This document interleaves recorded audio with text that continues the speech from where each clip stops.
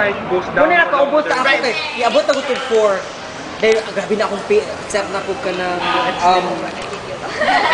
write-ups post na paper post na, may email lang sila. It's mostly for link build up. Bang! Yung unang page. Diba kan sa Page 1, PR1, PR0 giday ko Hanggang na ako tanan posts. Alit na sa din ako postuan. Kasi una sa din ako balik. Akong blogspot naman ako yung ang nindot kay kuan lang ganahan mo earn as much as the reviews but without destroying the quality of the site.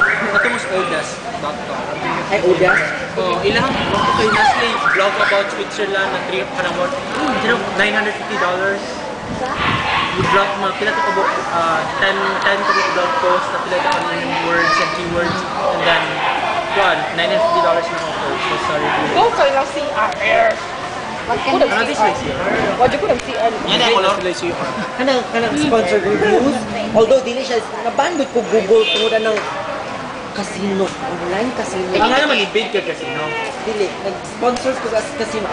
Masa ka makakuha niya, makuha ko $30. Ha? Okay. Muna na yung gusto, $30. Ayaw lang.